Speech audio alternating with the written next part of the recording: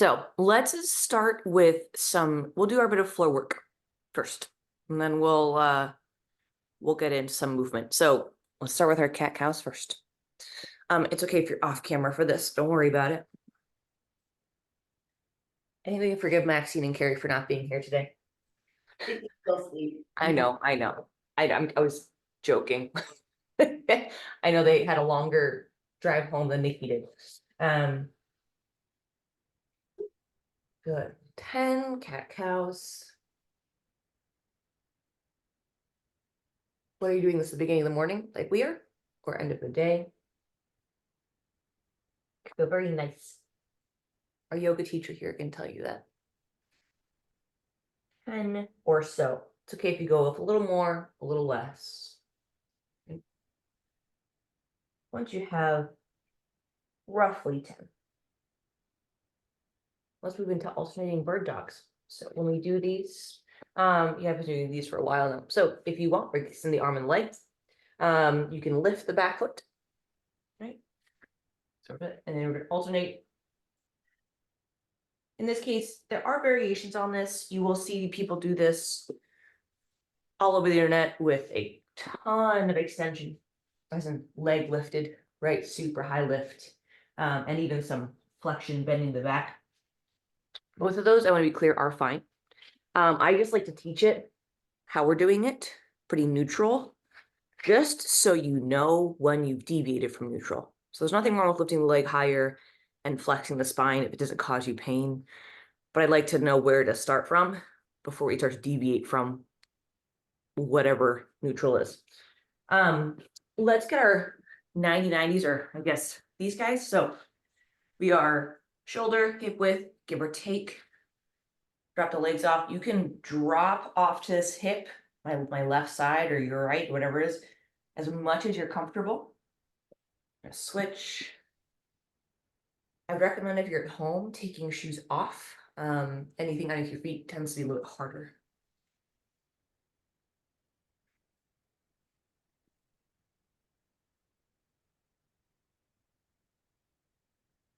Nice. Let's do a total of 10 each time you rotate. Such service. Being fed breakfast. I'm okay with that, actually. No? My son was feeding me the last chicken nugget from last night. I have cold chicken nugget for breakfast. I'm not opposed to this. I'm just saying, I'd be fine. It might just like cold pizza. No, not a bad way. I think it depends on the quality of chicken nuggets to begin with. That's a factor. So if they're not so good, maybe not so much. Okay, so we're gonna try and add in an element here. So this is one where if you need to add padding to your knees or the floor, you can. We're gonna rotate like we just did, okay? And we're gonna just keep everything as it is, but I'm going to get myself into a kneeling position. So you're gonna lose my head for a second here, but I'm gonna kind of reach, extend the hip. So squeezing this butt cheek, this here, and then to get back down, I'm gonna reach my butt back, my hands to the floor if I need it. I'm gonna turn away from you for this next one. Rotate.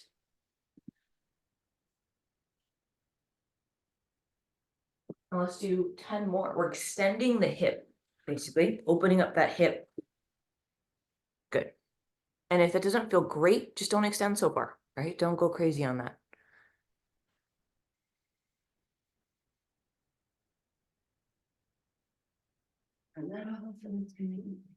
Now, like I said, with the knees, this might be one where you want something soft,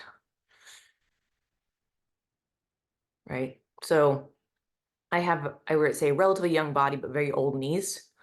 Thank you, Olympic weightlifting, not self-care. So I prefer to have something soft. If I did this on a hard floor, I'd probably cry because I'm uncomfortable. So do this if that feels like you have that option.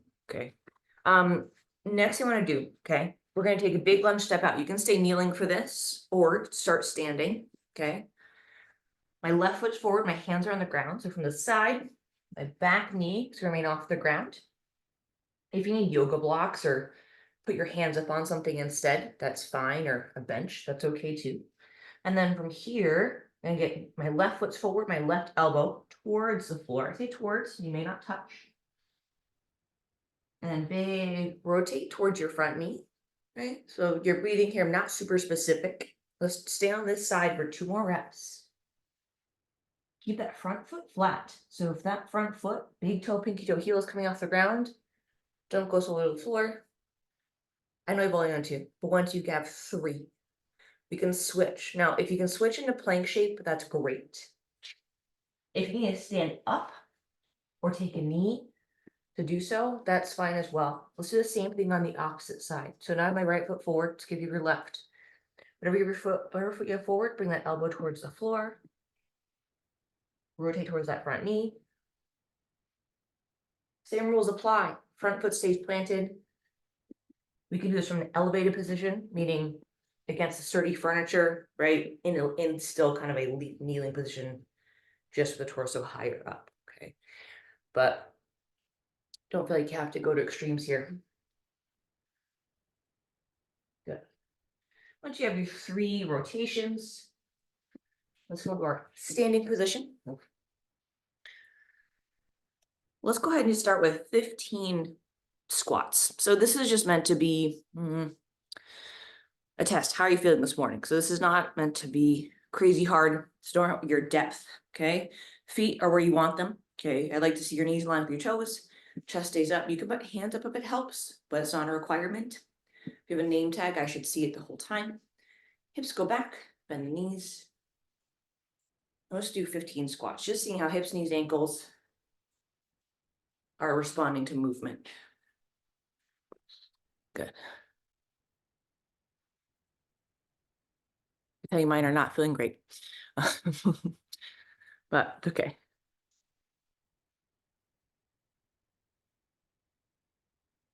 These 15 reps are just meant to be a check-in. Okay.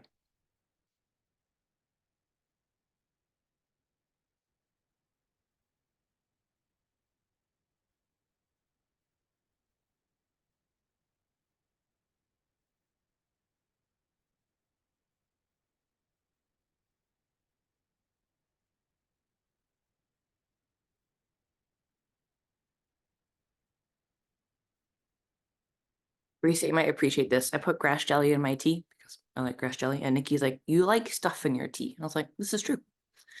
I like snacks with my food or with my drinks. Okay, so let's go into push-up. Or say push-up, excuse me. A plank. So no push-up yet. A plank into a down dog. If you want to add an up dog to it, you certainly can. Or of a stretch flow thing. Okay. So plank into a down dog, you can bend your knees. Back to that plank first. Then if you want to go into an up dog, you can squeeze your butt. That's an option, but not a requirement. Okay. And let's kind of repeat these cycles for a total of 5. Okay. And again, the up dog is a bonus. So really, when I'm looking for is plank, down dog.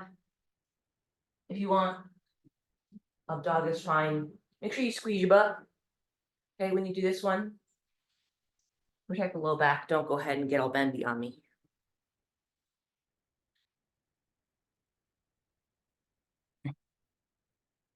Doing 5.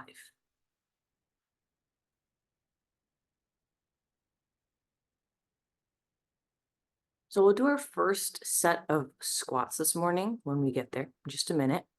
Unloaded, just to practice the 1.5. Oh, someone, you have a guest. So we'll do it unloaded first, and then you're welcome to then add, again, single leg complexity and weight, if any of those feel appropriate. So 1.5 just means, I'm gonna show you my hips and down. So we'll keep her in the picture here.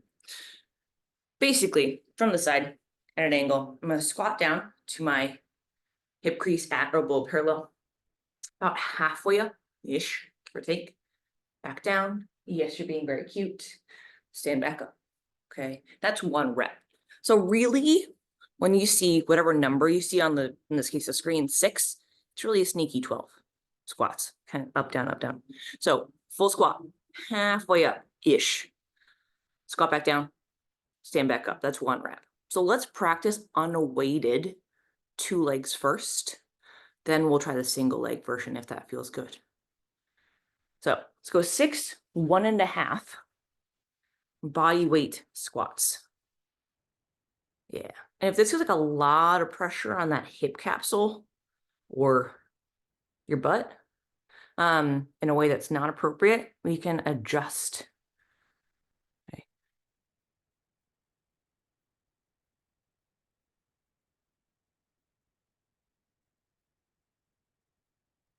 This is a really nice way if you only have a set number of weights. I know a lot of you guys actually have a good amount of weights, but if you have a set number of weights and you're like, hey, I've maxed out my squat and it's feeling kind of easy now, and I don't know how to make it heavier. This is one of them, right? We're just adding time under tension, basically.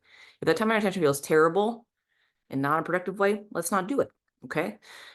The split squat's pretty similar, okay? Similar principle. In this case, you can have your leg lifted or not. I'm not gonna lift my leg today.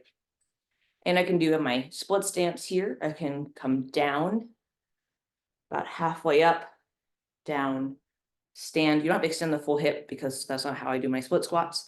But that's maybe 1 rep. Down, halfway up, down, stand. This one's nice because you can tell if you're loading the knee super heavy, because as you're shifting up and down, you're going to feel it here or not. The goal is not, just to be clear, you want to feel it in the whole leg. Okay. So this is one where let's give it a shot. Even if you're not going single leg, let's see how that feels, right? So let's go 2 reps per leg, squatting down to whatever depth you get to. So keep not full. Mid-foot, halfway up. So I feel hamstring, little quad. I feel this working, but not in a bad way. Down, drive, right? So I feel the whole leg driving. So you'll know, is that good or bad on the hips? Okay. Okay.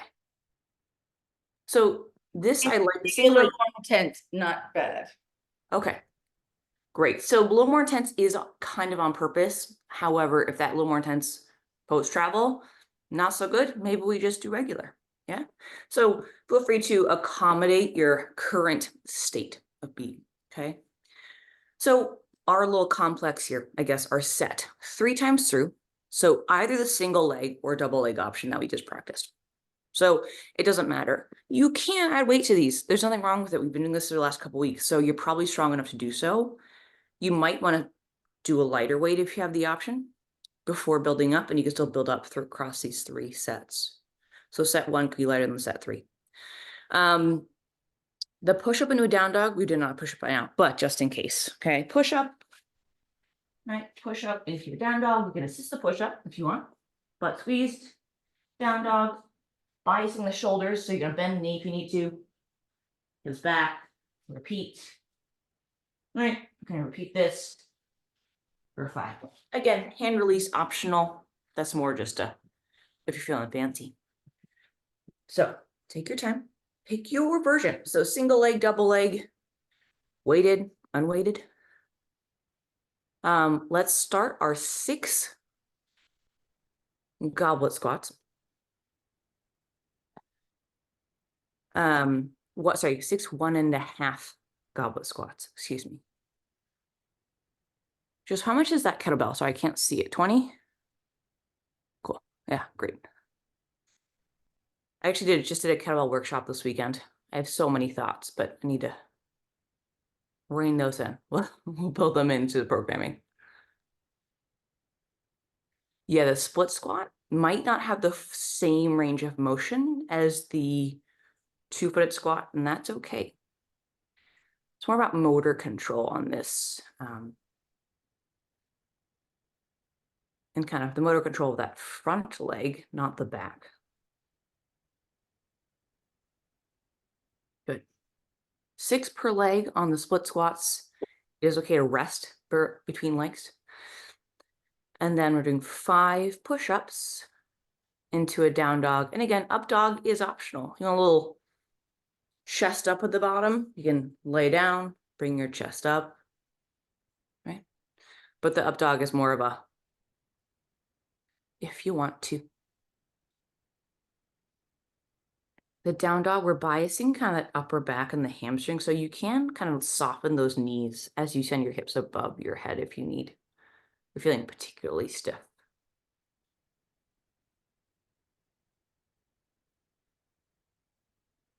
Resting as needed. We're going to do this twice more through. We kind of brought the volume down on the sets because the complexity's gone up. So we'll bring it back up in the next couple weeks.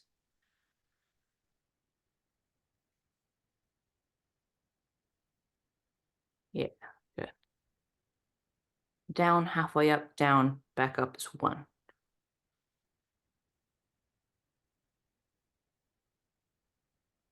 That's great.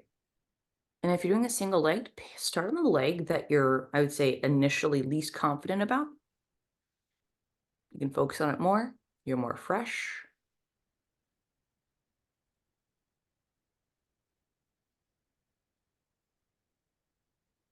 Nice. Like I said, the 1.5 feels a bit too much. We can even reduce to 4 reps instead of 6. Okay, so we can kind of take total volume down.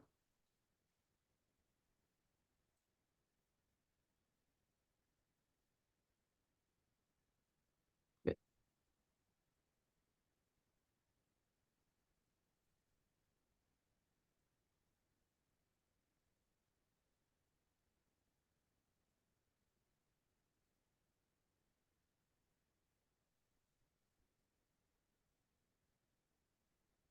Nice job.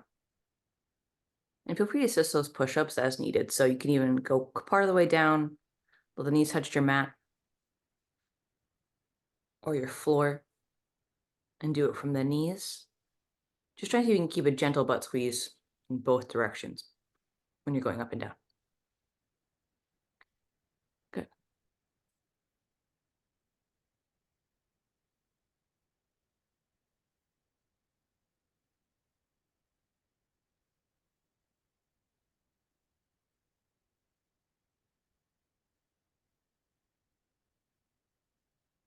And we'll try and leave some time for some, whether it's recovery on screen or maybe address any questions or irritations that have come up in the last, I don't know, 7 days. If you want, Risa, go ahead and get those dumbbells on your shoulders. Remember how we did this one? Yeah. So it's going to buy some more upright position, slightly more challenging. Yeah. It's going to sound silly. I know your weights aren't particularly heavy, but instead of resting the crossbar, it's very CrossFit of you. Getting this crossbar across, which is fine if you're doing like a bajillion reps, but 6 is not too bad. Yeah. So you can get a slightly more active shoulder. So just a nice, I say shoulder back is relative, just not forward. Okay.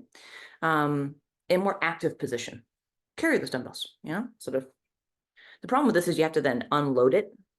And with the weights you have, I think is totally safe. When you start to hit like 30 pounds and plus, getting those off, having tried, I know. Yeah, 5 pounds. I know, but having tried unloading 35 pounds this way twice, not recommended. I mean, it's fine. I didn't kill myself, but it wasn't nice. How are those 1.5 reps? Yeah. Challenging after a while. Little spicy. A little spicy. Good spicy? Good spicy. Good spicy. Okay. There's good spicy and bad spicy, right? Good spicy is like Delicious going down so far, no repercussions after. great. And this is the first time we're trying this. So if you feel good now, later you're like, ooh, that's kicking in a way that maybe doesn't feels more symptomatic than helpful, let me know. That's why, hence the 3 sets instead of 4 to 5, which we've been doing recently. The next one we're going to cover and do are dead bugs. So that's 16 total. Now these are pretty simple. We've done these in the past. And if I'm being honest, for a long time, I thought I was too good for them. I'm not, never was, but my ego told me otherwise. So this is a pretty simple exercise in terms of execution. It looks pretty simple, but it's a lot of really deep, we'll think functional core, less 6-pack, and more like the stuff you actually use.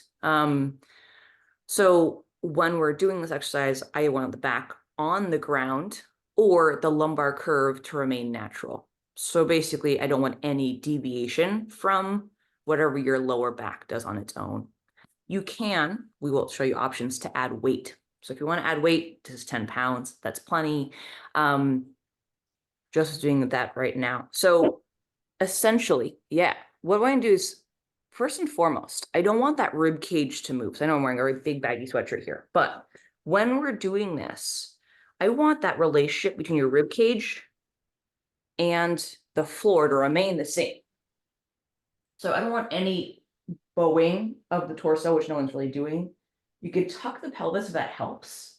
And I only want you to kick out as far as you can before that changes. So we do arms and legs only. It's here, nothing changes, breathing down, breathe to the side, come up. You can do arms too, right? You can do the same side. Now, when you're doing these, you don't want this knee coming towards you. So your opposite knee shouldn't be coming towards your chest. So for some people, I like to give them the cue, right hand, right knee.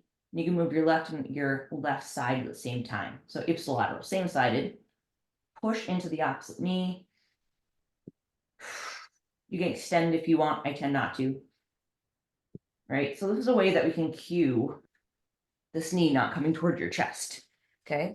Option 2, of course, if you want to add a little weight. Okay. Grab your dumbbell, grab your kettlebell. Right. You can set up your brace feet on the ground. Full exhale. Right. And then from here, you can add weight to the system. Right. A little bend of the elbow is fine. And then bring it back in. Okay. So that's your dead. Everyone did great there. From here, we have our half kneeling overhead press. This can be kettlebell. This can be a dumbbell. Our half kneeling, we're just getting some extension on the hip. So half kneeling, okay? You can even give yourself that little, we've been playing with kneeling positions, right? We've done almost a traditional lungy guy. If you want to kick that leg over, this is fine, okay? More of a 45-degree guy, whatever you want. Whatever feels comfortable, where you can extend the hip and squeeze your butt. From here, whatever leg I have forward, okay, I'm actually going to go ahead and load that side. So my right leg is forward, okay? And then from here, apologies, I can't get myself in screen, yeah. We're going to go ahead and press overhead. So breathing in. Again, whatever extension you can permit, keep your ribcage down towards the hips, right? And we're completing 10 reps per set. For my athletes with kettlebells, take it or leave it. Try and see if you can carry. So you see your bell has like a little bit of a, I say corner is a strong term. You know, and there's a corner in this. See if you can get webbing of your fingers here.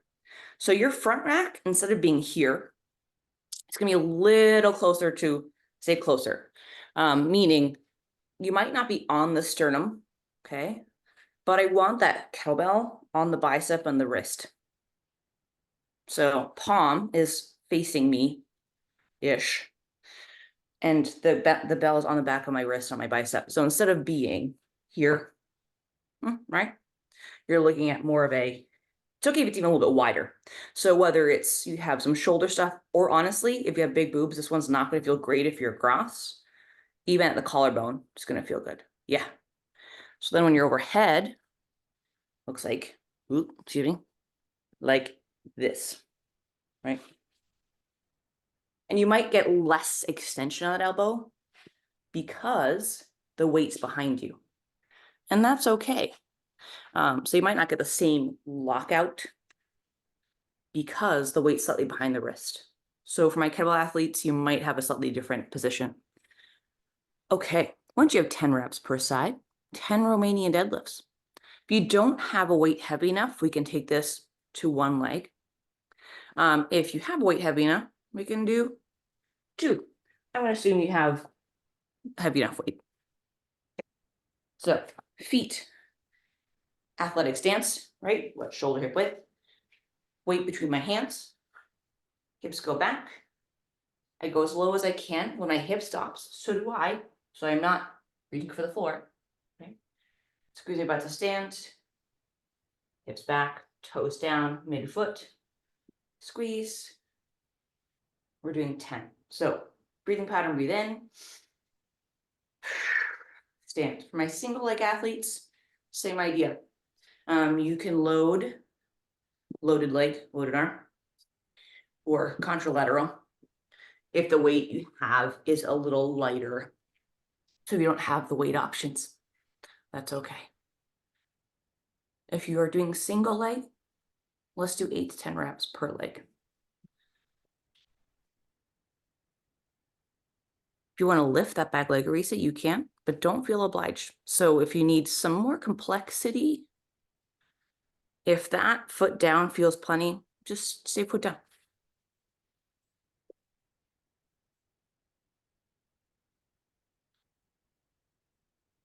Go ahead, take the weight off the back leg, Joseph. So it's all about your front leg. Yeah. So you might find you don't actually extend the hip a ton, but you should feel that right butt cheek and hamstring kicking really hard. Yeah. The left hamstring should be not turned off, but low key, just taking a break. From there, once you've done your again, single leg is about 6 to 8 reps per side for that Romainain deadlift for my athletes with lighter weights. If you're doing the kind of heavier kettlebell / dumbbell, or even a trap bar or barbell, that's great. We're doing 10 reps. Say heavier is relative, but we're doing a minute of rest here-ish. Okay. So in this case, you can set your clocks or kind of just taking as long of a break as you feel you need. And we'll do that twice more. The dead bugs, we can add complexity. We can add load. You go ipsilateral, so same sided. There's all sorts of stuff. You tell me.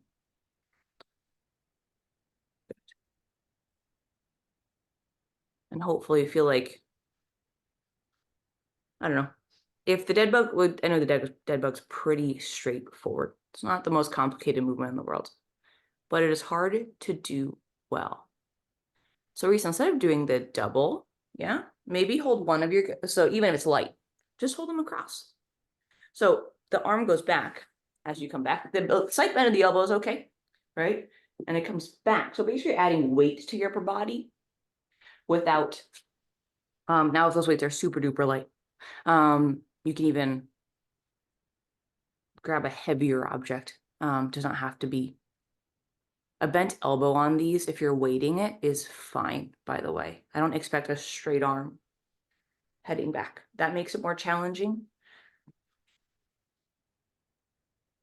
You can kick the leg out like Joseph is. I just tend to keep my legs more bent. There's nothing wrong with either. They're both great. I just don't have the core strength to extend the leg and then maintain the low back on the ground. Yeah, there you go. So instead of coming to kind of a little less atlas, if you will, on that kettlebell, I know it's a bigger bell, Joseph, so you can drop the elbow and just bring it to your collarbone. Yeah. So you don't have to be like at the sternum. That is a variation. You can kind of loosen that up, but we don't want to be like this guy.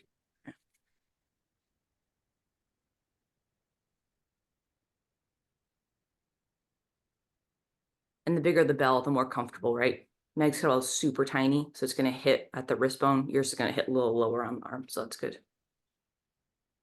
Yeah. I'm actually a big fan of kettlebell front racks for a lot of triathletes and swimmers. It gets that posterior shoulder to kick in a good way. And a lot more kind of thoracic control. I like it. Items in video may be larger than they appear. I'm just saying. It's a 10-pounder. It wasn't my tiniest. It is perspective. You're right. I don't know what weight. It's just Joseph's kettlebells are like comp bells, meaning like the body's big. I know this is small, but it's 10 pounds. So I think that was perfect for what that. No, I agree. And this is what, 18? My 35 is a little chunkier. Competition bells are actually all the same size. The handle's the same, but the body is just more dense. So 8 kilos versus 16 kilos. It's the same body size. It's just more dense. So kettlebell athletes are more used to having a consistent shape to grab onto. The other thing is, as kettlebells get bigger, their handles get bigger. And for tiny paws like mine, that becomes a bit of a problem. So it's not that I can't swing it or snatch it or whatever I'm doing. It's more like I can't hold it. And so competition bells are nice because they're all the same width. So tiny hands or not, you get your hands around those. So, but thank you for the PSA, Meg. Objects in the image maybe. No, I think like for this, I can feel that I could have a little bit higher weight, but also. Oh, it's good. I like it. You're still the adductors and kind of the hip, this whole like hip to knee system is still working. Yeah, I'm feeling it, and I'm just trying to focus on really good form rather than overloading it, so. Yeah, I we mean, don't have to overload, especially post travel day. So I think that's a good choice. With the deadlifts, just squeeze your butt to stand. That's kind of how I think about initiating the stand. Right? It's okay if you're pushing, but the butt squeeze is kind of how you start to stand up. Right? Romainain deadlifts are all about your like high hamstring glute. A little less about touching the floor, especially when you have tiny weights, right? I mean, just like physically tiny, like little guy. Getting to the floor, if you're a tall athlete, might not make a lot of sense. Exactly, Arisa. So if you're trying to deadlift with a weight like this, doesn't always work. If you want to do like a little turtle thing, like Meg's doing, like bringing your knees to your chest, that's great. The Deadbugs should feel, I generally find it restorative. I don't really find, I mean, it's challenging, but it's not crazy, crazy hard. It can be. 16 is definitely enough to kick in. Right. Try to see if you can breathe as well. So I like to breathe in as I extend my leg or arm, and then breathe, exhale, reinforce the brace I just set up. Try and breathing into the floor or into the sides of your body. So versus breathing into your belly explicitly, breathe laterally or radially. Right.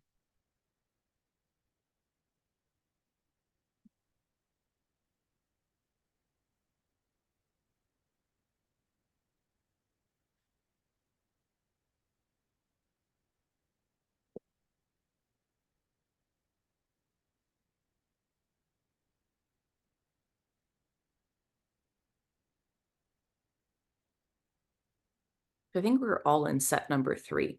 For those of you who feel like it's not enough, coach, 4 sets, congratulations, have at it. Maybe that commute today won't feel so bad, Joseph. Not the worst thing in the world. But it's certainly one of those things where feel free to do a 4th set. There's nothing wrong with this. He lives. He just waved. He's nonverbal. He's not talking yet. Buenos dias, Nikki. He's okay now. He grunted, not full words. We're getting there. Yeah, that's about where he's at. I mean, he did get in at like midnight last night, so got to give a little bit of a break. I know I give him a hard time, but he got in at midnight in a long travel day.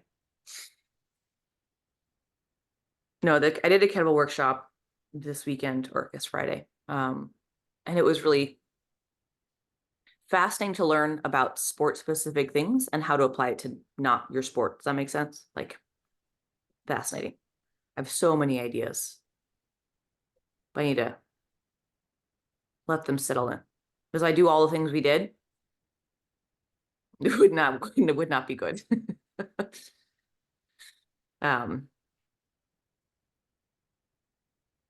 Yeah, so for my kettlebell athletes, get excited. We have some weird stuff coming up.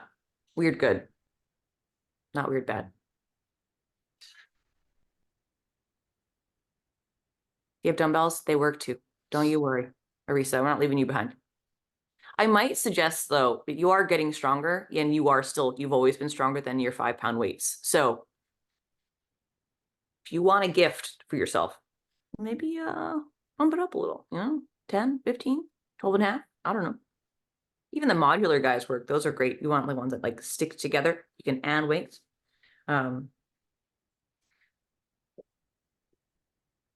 if you're feeling like buying some new toys, Arisa, I think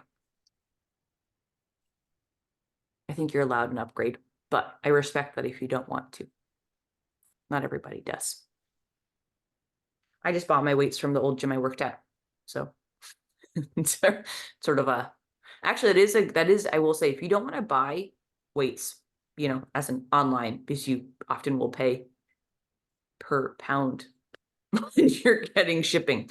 Bit of a caveat when you're buying weights here. So if you know, and it's unfortunate, but if you know if there's a gym, and I'll let you know if I find out through the grapevine, a gym going out of business / unloading old equipment. So they're buying new stuff, but they don't want to deal with their old stuff.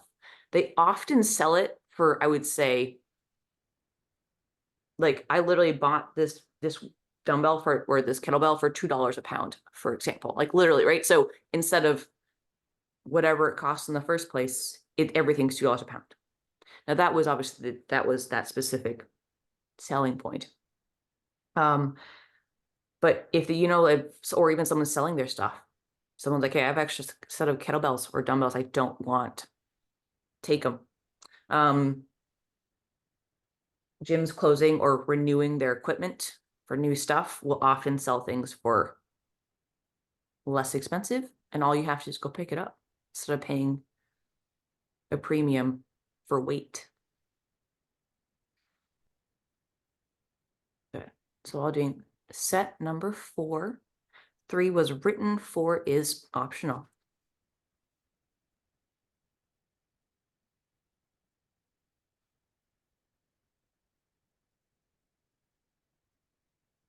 Proof of life.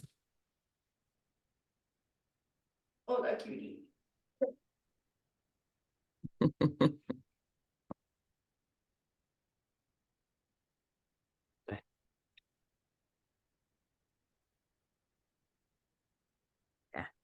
Yeah. And the stance on that Romainain deadlift, honestly, Meg, looks great. If you want to bring it in a smidge, you don't have to kind of abduct, abbed. You can bring the feet in a smidge, but that's more of a comfort thing. So where you have that stance, as long as the kettlebell fits between your feet, really, that's kind of the only, between your legs, it's kind of the only kind of fixed point. Slow it down. So if the hip stops, so do you. So stop there. Yeah. If it's tempting to touch the floor, so you don't like kettlebell like Joseph has, which the body's bigger, it's okay to, what I'll do often is like stack some books or a yoga mat. So if I want to touch something, I was like, I got to touch it. I'm touching something elevated versus reaching for the floor, which is a natural inclination.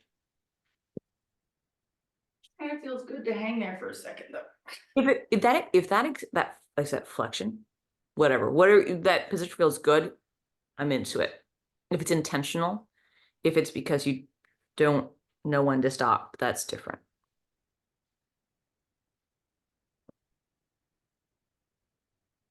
Nice work. Yeah, I wasn't touching the floor, but it was like a couple inches Yeah. off. It felt really nice. Yeah, so for some people that stretch feels really good, and for some people that's a really irritating position. And so because you're doing it on purpose, I think that's great. If it was a lack of awareness or proprioception, that's where I'm a little like, okay, well, let's learn where to stop before you start to play with your positions. We have 9 minutes, my friends. So options, you can get out of here 9 minutes early. Just go for a walk today. Take care of yourselves. Option 2, hang out with us. Let's roll. Again, if you don't have a foam roller, there are options. Okay. Meg's going for the, right to the, you start at the knee. That's a brave choice. Just above the knee, above the knee, above the knee. I know, but that's where I tend to, for me, that's where it kicks in pretty hard. So actually, that brings up a good point. I'm not sure where your pain is, Meg. Maybe it's at the hip, so maybe that's why you're at the knee. But oftentimes when I have I don't know, soreness, that's fine. Or my injury is medial right knee. So when I start to get towards that right VMO, right above that knee joint, I get a little symptomatic. It gets a little painful. And what I like to do instead is start away from the point of pain. So I work towards it. So I can kind of build into it and test the water. If you're just like, you want to go in hot, sure. If that's okay too. You can go to that point where it's symptomatic or a little bit painful. Like I said, if you can breathe in through your nose, full exhale, that is a safe place to be. Breath holds, nervy, numb, not. Okay. Or even breath holds. The breath hold is kind of like a precursor to your body's, that's your body protecting you a little bit. So listen to what it's telling you. See, this is away from my pain. This is like, oh, la di da, I'm Yeah, fine. so we're the opposite then, because I'm right at the hip flexor. Like, oh, hello. Yeah, right at the hip flexor for me is where it's like, I would say it's not, I don't know, it's tight, but not painful. I could feel things happening, but it's not acute. If you have me internally rotated on the right kneecap, you can make me cry. That's usually how that goes. Then the abductor is definitely tighter, you know, so it's like, I was just trying to get the front before I went in for the kill. Yeah.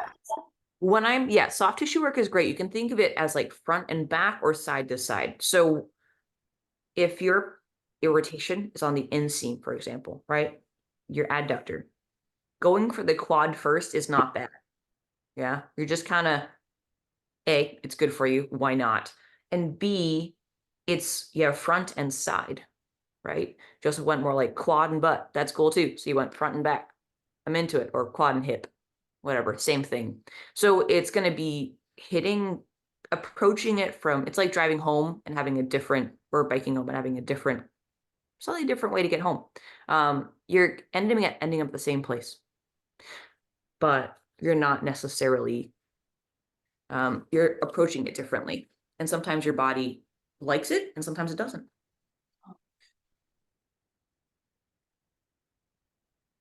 I will actually, once you've done I know we're kind of all doing something like, so you have some glutes, hips, adductors, quads, right? Make sure you do both sides. I'm going to show you one more thing today. You can do this on a foam roller. You can do this on your kettlebell, maybe a dumbbell. So we can try this one, Arisa. Although your foam roller is probably a better option. It's actually going to be I say calf rollout. So as I'm biking more, I'm recognizing my calves tend to get stiff, and that's the understatement of the century. So unlike the foam roller and on the quads where we roll along or like along the muscles, like we move up and down, we're going to stay in the same spot. So whether you're using a foam roller, which is objectively less aggressive, or you use a kettlebell, which is more aggressive, we're going to do this. So I have my Achilles, right? I have the tendon. This is just a ropey tendon. I want to start where the muscle starts on my calf. Okay. This is where I'm going to put, this is muscle first. Breathe in. Just make sure you can put pressure on that. Now, if this surface area is too aggressive and you don't have a foam roller, add a towel or a sweatshirt, make it bigger. Or use your foam roller. And instead of rolling up and down, right, we're gonna actually go side to side. So side to side like a windshield wiper. Now, you might not feel much on this spot. Everyone's a little bit different here. I'm gonna go kettlebell here. So you might not feel a lot going on. It's okay if you do, just make sure you're breathing. Right? For those of you feeling brave, that's a big if. Cross the leg over. Right? I'm not feeling brave today, so I'm gonna maybe not do that. But we're just working this connection into the calf, and even like some plantar fasciitis, feet stuff can be helped with this. I'm gonna scoot up a little bit. So I went from kind of base of my musculature. I'm going to go a little higher up. And then same thing, breathe in first. Whoa, found a knot. And again, movement's optional. So maybe I move, maybe I don't. Again, about a minute or two per side on each. And you're going to find, just like when you roll out your quads, there's something a little bit different on each calf that tends to kick in. Right? So just kind of working through some stuff, making sure you're breathing. Movement is always optional, right? I'm gonna move up again, but feel free to go at your own pace here. This is kind of my last stop on this leg. So I might just stay put here. I'm feeling pretty, not on the edge of a cramp, but it's talking to me. So whether you're increasing your running volume or biking, swimming, actually, I think you'll be okay. So as far as I understand, the feet stay pretty relaxed. Feel free to correct me if I'm wrong. Unless you're Risa, just kidding. They should stay relaxed. Great. And actually, swimmers have the opposite problem. If you're a swimmer, you're kind of like, you have like no tendon tension. They're just like floppy feet. They're just like little, they can't walk. They have the opposite of what I have. So you can test this theory. If you lay or sit and you just if you're sitting straight up and you just bring your foot towards your face, it's freaky. All of a sudden, this foot is like 2 inches above the other one. So this can relate to the bottom of your pedal stroke, running uphill, running or stepping downhill. So walking downstairs or, right, squatting. You can squat lower if the ankle can move, right? And the ankle can move because the calf is released. Let's do the other side if you haven't already. This would be ridiculous if you didn't. We have 1 minute. So just if you can't get the other side going, if you have to leave, do the other side before you go. Okay, so don't get to work or the rest of your day uneven. But if you have to go, great. Thank you for coming. This is a one I forget about until I start biking again, and then I do it more. So I'll do my homework. Arisa, why do you flex your feet when you swim? Are you trying to grab the water? I don't know, but sometimes I feel like I don't know if I'm like locking my feet or something. Trying to like what go Why- straighter and then my whole leg stiffens